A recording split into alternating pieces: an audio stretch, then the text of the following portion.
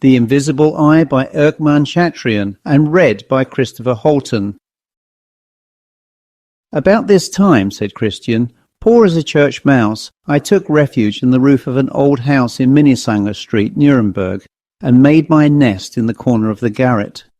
I was compelled to work over my straw bed to reach the window, but this window was in the gable end, and the view from it was magnificent, both town and country being spread out before me. I could see the cats walking gravely in the gutters, the storks, their beaks filled with frogs, carrying nourishment to their ravenous brood, the pigeons springing from their cotes, their tails spread like fans, hovering over the streets. In the evening, when the bells call the world to the Angelus, with my elbows upon the edge of the roof, I listened to their melancholy chimes. I watched the windows as, one by one, they were lighted up. The good burghers smoking their pipes on the sidewalks, the young girls in their red skirts with their pitchers under their arms, laughing and chatting around the fountain Saint-Cybole. Insensibly, all this faded away. The bats commenced their rapid course, and I retired to my mattress in sweet peace and tranquillity. The old curiosity seller Tubac knew the way to my little lodging as well as I did, and was not afraid to climb the ladder. Every week his ugly head, adorned with a reddish cap, raised the trapdoor, his fingers grasped the ledge, and he cried out in a nasal tone, "Well, well, Master Christian, have you anything?" To which I replied, "Come in. Why in the devil don't you come in? I'm just finishing a little landscape, and you must tell me what you think of it." Then his great back, seeming to elongate, grew up, even to the roof, and the good man laughed silently. I must do justice to Tubac. He never haggled with me about prices. He bought all my paintings at 15 florins, one with the other, and sold them again for 40 each. This was an honest Jew. I began to grow fond of this mode of existence, and to find new charms in it day by day. Just at this time, the city of Nuremberg was agitated by a strange and mysterious event. Not far from my dormer window, little to the left, stood the Inboeuf Gras, an old auberge much patronized throughout the country. 3 or 4 wagons filled with sacks or casks were always drawn up before the door, where the rustic drivers were in the habit of stopping on their way to the market to take their morning draught of wine. The gable end of the inn was distinguished by its peculiar form. It was very narrow, pointed, and on 2 sides cut in teeth like a saw. The carvings were strangely grotesque, interwoven and ornamenting the cornices and surrounding the windows. But the most remarkable fact was that the house opposite reproduced exactly the same sculptures, the same ornaments. Even the signboard, with its post and spiral of iron, was exactly copied. One might have thought that these 2 ancient houses reflected each other. Behind the inn, however, was a grand old oak, whose sombre leaves darkened the stones of the roof, while the other house stood out in bold relief against the sky. To complete the description, this old building was as silent and dreary as the Inboeuf Gras was noisy and animated. On one side, a crowd of merry drinkers were continually entering in and going out, singing, tripping, cracking their whips. On the other, profound silence reigned. Perhaps once or twice during the day the heavy door seemed to open of itself to allow a little old woman to go out, with her back almost in a semicircle, her dress fitting tight about her hips, an enormous basket on her arm, and her hand contracted against her breast. It seemed to me that I saw at a glance, as I looked upon her, a whole existence of good works and pious meditations. The physiognomy of this old woman had struck me more than once. Her little green eyes, long thin nose, the immense bouquets of flowers on her shawl, which must have been at least 100 years old, the withered smile which puckered her cheeks into a cockade, the lace of her bonnet falling down to her eyebrows. All this was fantastic, and interested me much. Why did this old woman live in this great deserted house? I wished to explore the mystery. One day, as I paused in the street and followed her with my eyes, she turned suddenly and gave me a look, the horrible expression of which I know not how to paint, made 3 or 4 hideous grimaces, and then, letting her palsied head fall upon her breast, drew her great shawl closely around her, and advanced slowly to the heavy door, behind which I saw her disappear.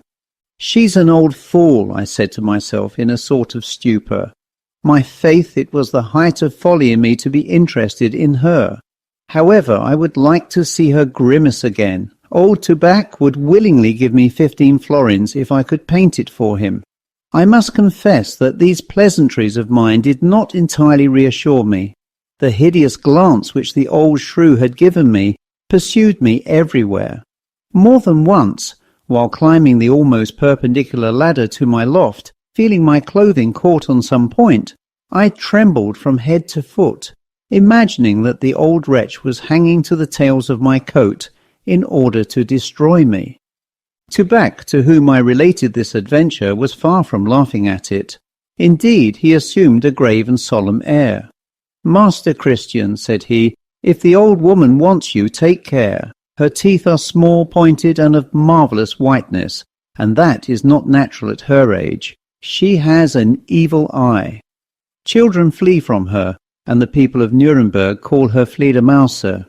I admired the clear, sagacious intellect of the Jew, and his words gave me cause for reflection. Several weeks passed away, during which I often encountered Fledermaus, without any alarming consequences. My fears were dissipated, and I thought of her no more. But an evening came, during which, while sleeping very soundly, I was awakened by a strange harmony. It was a kind of vibration, so sweet, so melodious, that the whispering of the breeze among the leaves can give but a faint idea of its charm. For a long time I listened intently, with my eyes wide open, and holding my breath so as not to lose a note. At last I looked towards the window, and saw 2 wings fluttering against the glass. I thought at first that it was a bat caught in my room, but the moon rising at that instant, I saw the wings of a magnificent butterfly of the night delineated upon her shining disk. Their vibrations were often so rapid that they could not be distinguished.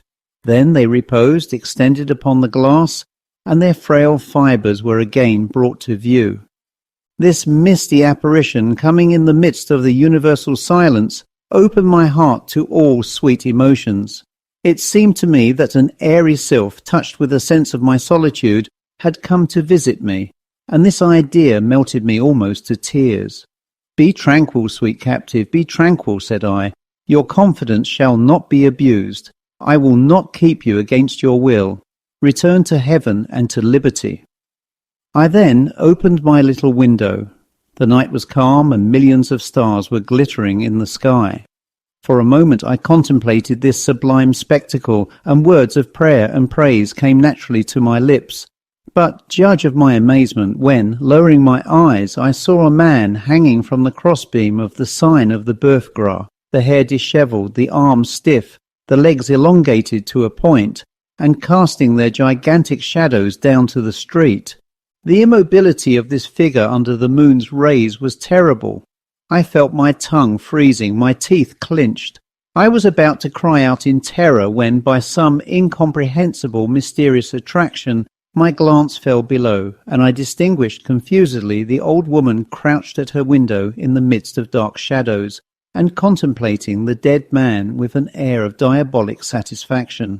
Then I had a vertigo of terror. All my strength abandoned me, and retreating to the wall of my loft, I sank down and became insensible. I do not know how long this sleep of death continued. When restored to consciousness, I saw that it was broad day. The mists of the night had penetrated to my garret, and deposited their fresh dew upon my hair, and the confused murmurs of the street ascended to my little lodging. I looked without. The burgomaster and his secretary were stationed at the door of the inn, and remained there a long time. Crowds of people came and went, and paused to look in, then recommenced their course. The good women of the neighbourhood, who were sweeping before their doors, looked on from afar, and talked gravely with each other. At last a litter, and upon this litter a body covered with a linen cloth, issued from the inn, carried by 2 men. They descended to the street, and the children, on their way to school, ran behind them. All the people drew back as they advanced. The window opposite was still open. The end of a rope floated from the crossbeam. I had not dreamed. I had indeed seen the butterfly of the night. I had seen the man hanging, and I had seen Fledermaus. That day Tubac made me a visit, and as his great nose appeared on a level with the floor, he exclaimed, "Master Christian, have you nothing to sell?" I did not hear him. I was seated upon my one chair, my hands clasped upon my knees, and my eyes fixed before me. Tubac, surprised at my inattention, repeated in a louder voice, "Master Christian, Master Christian!" Then, striding over the sill, he advanced and struck me on the shoulder. "Well, well, what is the matter now?" "Ah, is that you, Tubac?" "Eh, parbleu, I rather think so. Are you ill?" "No, I am only thinking." "What in the devil are you thinking about?" "Of the man who was hanged." "Oh, oh," cried the curiosity vendor. "You have seen him then? The poor boy, what a singular history. The third in the same place." "How, the third?" "Ah, yes, I ought to have warned you, but it is not too late. There will certainly be a fourth, who will follow the example of the others. Il n'est a que les premiers pas qui coûtent." Saying this, Tubac took a seat on the corner of my trunk, struck his matchbox, lighted his pipe, and blew 3 or 4 powerful whiffs of smoke with a meditative air. "My faith," said he, "I am not fearful, but if I had full permission to pass the night in that chamber, I should much prefer to sleep elsewhere. Listen, Master Christian. 9 or 10 months ago, a good man of Tübingen, wholesale dealer in furs, dismounted at the Inn Boeuf Gras. He called for supper, he ate well, he drank well, and was finally conducted to that room in the 3rd story. It is called the Green Room. Well, the next morning he was found hanging to the crossbeam of the signboard. Well, that might do for once, nothing could be said. Every proper investigation was made, and the stranger was buried at the bottom of the garden.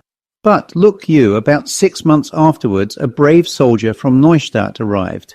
He had received his final discharge, and was rejoicing in the thought of returning to his native village. During the whole evening, while emptying his wine cups, he spoke fondly of his little cousin who was waiting to marry him. At last this big monsieur was conducted to his room, the Green Room, and the same night the watchman, passing down the street Minnesänger, perceived something hanging to the crossbeam. He raised his lantern, and lo, it was the soldier, with his final discharge in a bow on his left hip, and his hands gathered up to the seam of his pantaloons, as if on parade. "Truth to say, this is extraordinary," cried the burgomaster. "The devil's to pay." Well, the chamber was much visited, the walls were replastered, and the dead man was sent to Neustadt. The registrar wrote this marginal note: "Died of apoplexy." All Nuremberg was enraged against the innkeeper. There were many, indeed, who wished to force him to take down his iron crossbeam, under the pretext that it inspired people with dangerous ideas. But you may well believe that old Michael Schmidt would not lend his ear to this proposition. "This crossbeam," said he, "was placed here by my grandfather. It has borne the sign of Boeuf Gras for 150 years, from father to son. It harms no one, not even the hay wagons which pass beneath, for it is 30 feet above them. Those who don't like it can turn their heads aside and not see it." Well, gradually the town calmed down, and during several months no new event agitated it. Unhappily, a student of Heidelberg returning to the university stopped, day before yesterday, at the Inn Boeuf Gras and asked for lodging. He was the son of a minister of the gospel. How could anyone suppose that the son of a pastor could conceive the idea of hanging himself on the crossbeam of a signboard because a big monsieur and an old soldier had done so? We must admit, Master Christian, that the thing was not probable. These reasons would not have seemed sufficient to myself or to you. "Enough, enough," I exclaimed. "This is too horrible. I see a frightful mystery involved in all this. It is not the crossbeam. It is not the room." "What? Do you suspect the innkeeper, the most honest man in the world?" and belonging to one of the oldest families in Nuremberg. No, may God preserve me from indulging in unjust suspicions, but there is an abyss before me into which I scarcely dare glance." "You are right," said Tubac, astonished at the violence of my excitement. "We will speak of other things. Apropos, Master Christian, where is our landscape of Saint-Odile?" This question brought me back to the world of realities. I showed the old man the painting I had just completed. The affair was soon concluded, and Tubac, well satisfied, descended the ladder, entreating me to think no more of the student of Heidelberg. I would gladly have followed my good friend's counsel, but when the devil once mixes himself up in our concerns, it is not easy to disembarrass ourselves of him. In my solitary hours, all these events were reproduced with frightful distinctness in my mind. "This old wretch," I said to myself, "is the cause of it all. She alone has conceived these crimes, and has consummated them. But by what means? Has she had recourse to cunning alone, or has she obtained the intervention of invisible powers?" I walked to and fro in my retreat. An inward voice cried out, "It is not in vain that Providence permitted you to see Fledermaus contemplating the agonies of her victim. It is not in vain that the soul of the poor young man came in the form of a butterfly of the night to awake you. No, all this was not accidental, Christian. The heavens impose upon you a terrible mission. If you do not accomplish it, tremble lest you fall yourself into the hands of the old murderess. Perhaps at this moment she is preparing her snares in the darkness." During several days these hideous images followed me without intermission. I lost my sleep. It was impossible for me to do anything. My brush fell from my hand, and, horrible to confess, I found myself sometimes gazing at the crossbeam with a sort of complacency. At last I could endure it no longer, and one evening I descended the ladder and hid myself behind the door of Fledermaus, hoping to surprise her fatal secret. From that time no day passed in which I was not en route, following the old wretch, watching, spying, never losing sight of her. But she was so cunning, had a scent so subtle that without even turning her head, she knew I was behind her. However, she feigned not to perceive this. She went to the market, to the butcher's, like any good simple woman, only hastening her steps and murmuring confused words. At the close of the month I saw that it was impossible for me to attain my object in this way, and this conviction made me inexpressibly sad. "What can I do?" I said to myself. "The old woman divines my plans. She is on her guard. Every hope abandons me. Ah, old hag, you think you already see me at the end of your rope." I was continually asking myself this question. What can I do? What can I do? At last a luminous idea struck me.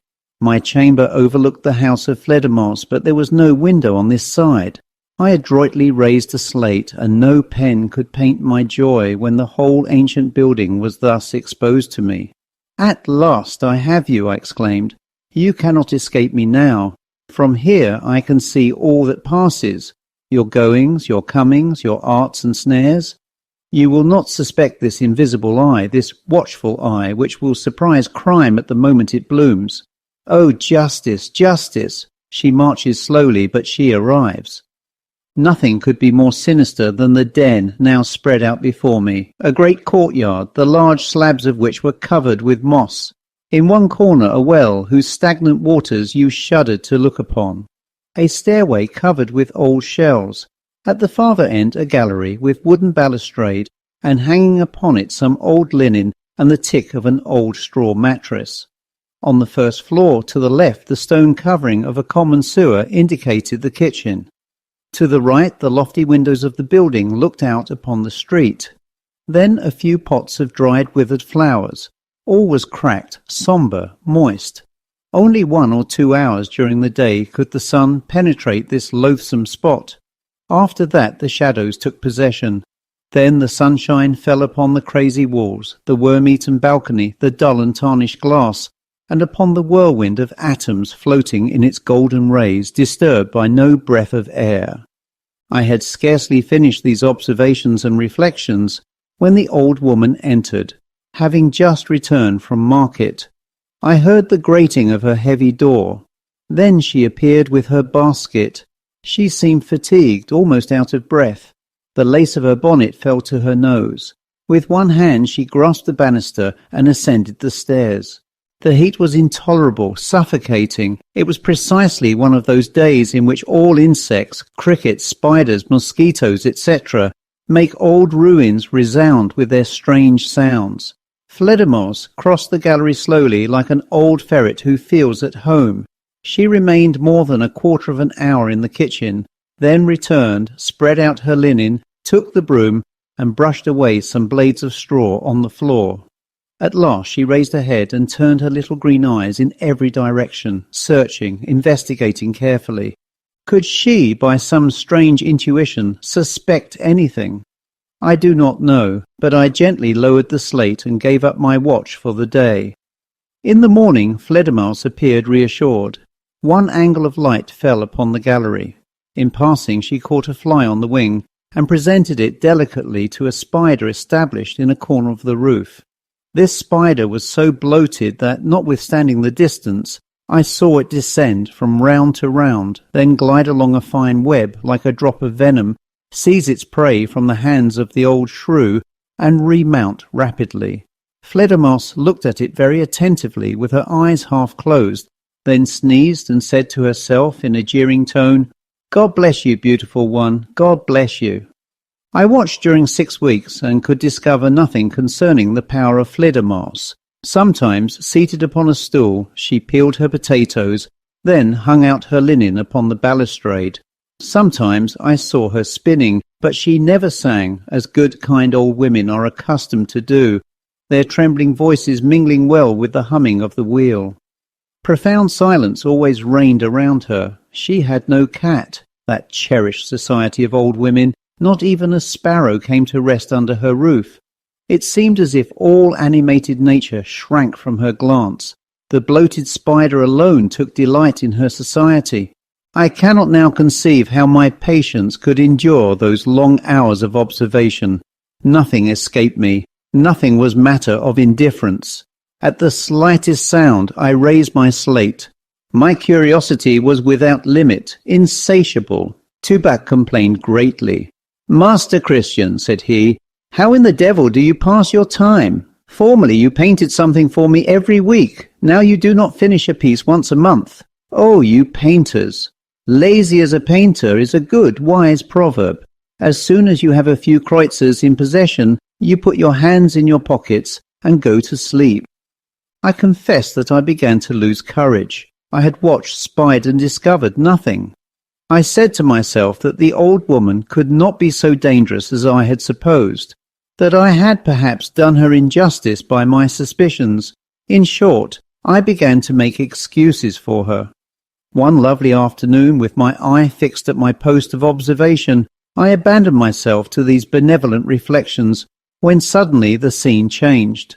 Fledermausse passed through the gallery with the rapidity of lightning. She was no longer the same person.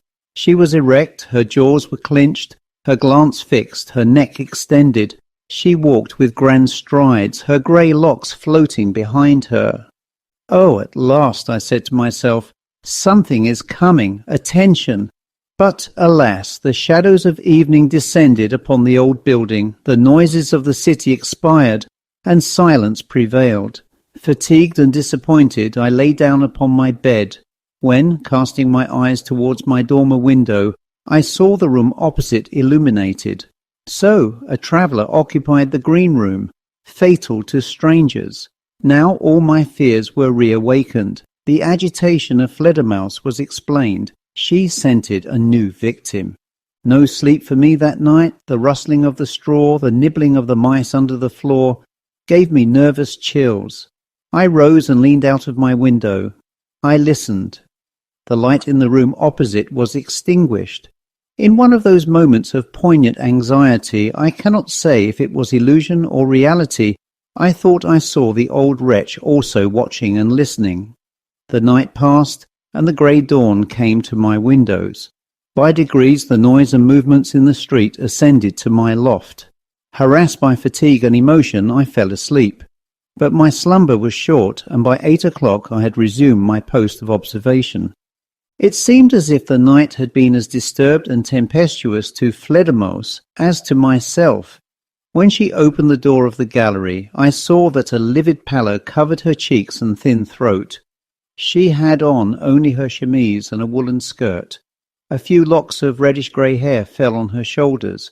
She looked towards my hiding place with a dreamy, abstracted air, but she saw nothing.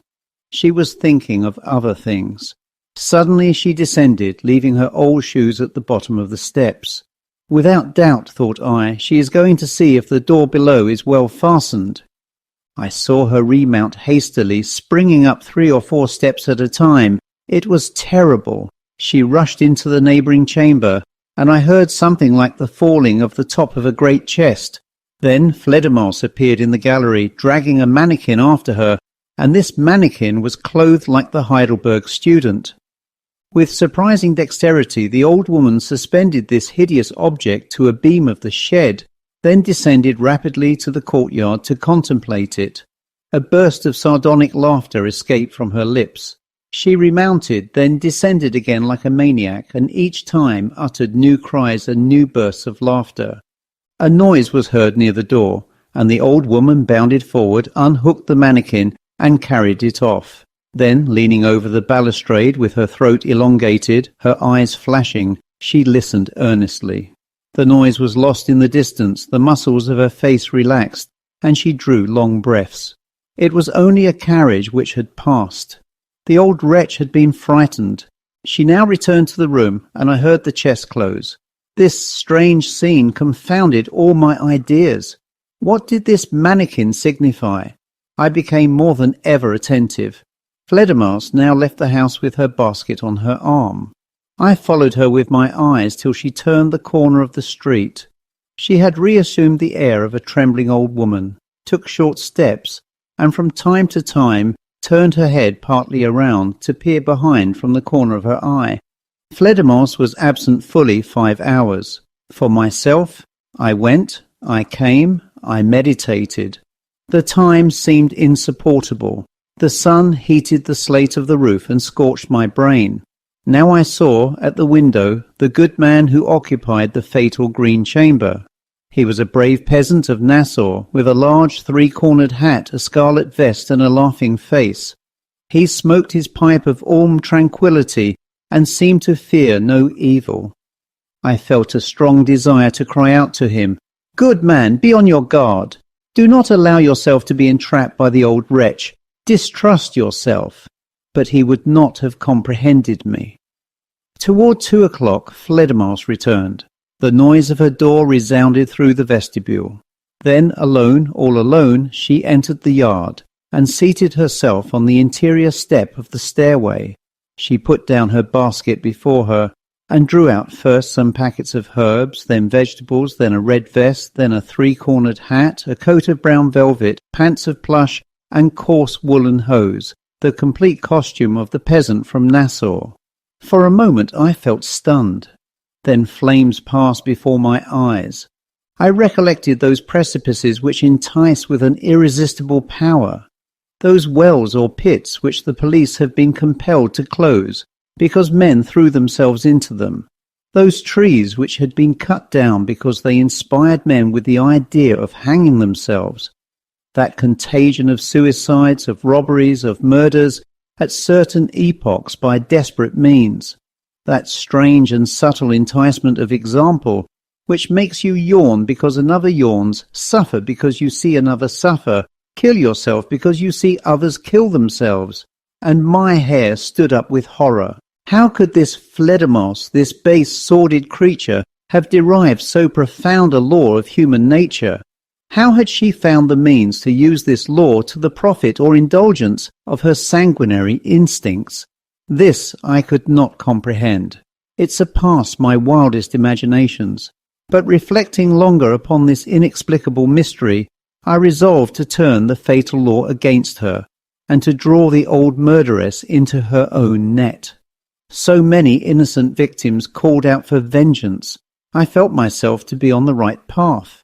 I went to all the old clothes sellers in Nuremberg and returned in the afternoon to the Inboeuf Gras with an enormous packet under my arm. Nickel Schmidt had known me for a long time. His wife was fat and good-looking. I had painted her portrait.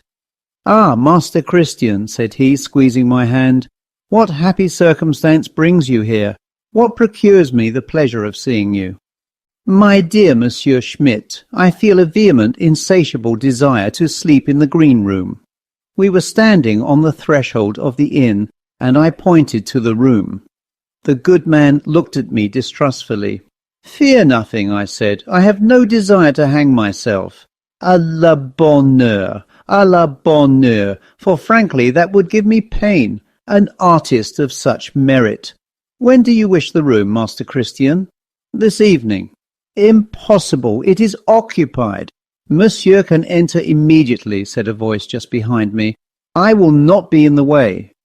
We turned around in great surprise. The peasant of Nassau stood before us, with his three-cornered hat and his packet at the end of his walking stick. He had just learned the history of his three predecessors in the green room, and was trembling with rage. "Rooms like yours," cried he, stuttering. "But it is murderous to put people there. It is assassination. You deserve to be sent to the galleys immediately." "Go, go, calm yourself," said the innkeeper. "That did not prevent you from sleeping well." "Happily I said my prayers at night," said the peasant. "Without that, where would I be?" And he withdrew, with his hands raised to heaven. "Well," said Nichel Schmidt, stupefied, "the room is vacant, but I entreat you, do not serve me a bad trick.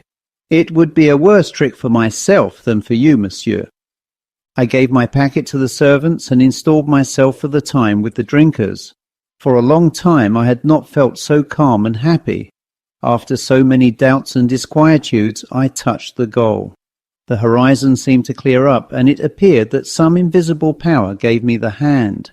I lighted my pipe, placed my elbow on the table, my wine before me, and listened to the chorus in Freischütz, played by a troupe of gypsies from the Black Forest. The trumpets, the hue and cry of the chase, the hautboys plunged me into a vague reverie, and at times, rousing up to look at the hour, I asked myself gravely if all which had happened to me was not a dream. But the watchman came to ask us to leave the salle, and soon other and more solemn thoughts were surging in my soul, and in deep meditation I followed little Charlotte, who preceded me with a candle to my room. We mounted the stairs to the third story. Charlotte gave me the candle and pointed to the door. "There," said she, and descended rapidly. I opened the door. The green room was like any other inn-room. The ceiling was very low, the bed very high. With one glance I explored the interior, and then glided to the window. Nothing was to be seen in the house of Fledermaus. Only in some distant room an obscure light was burning. Someone was on the watch. "That is well," said I, closing the curtain. "I have all necessary time." I opened my packet. I put on a woman's bonnet with hanging lace. Then, placing myself before a mirror, I took a brush and painted wrinkles in my face. This took me nearly an hour.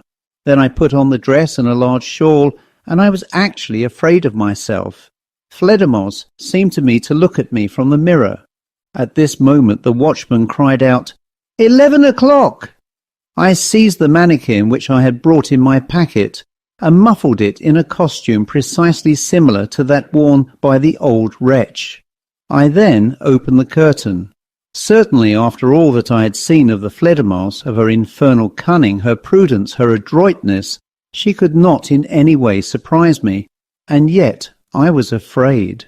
The light which I had remarked in the chamber was still immovable, and now cast its yellow rays on the mannequin of the peasant of Nassau, which was crouched on the corner of the bed, with the head hanging on the breast, the three-cornered hat pulled down over the face, the arms suspended, and the whole aspect that of absolute despair. The shadows, managed with diabolical art, allowed nothing to be seen but the general effect of the face.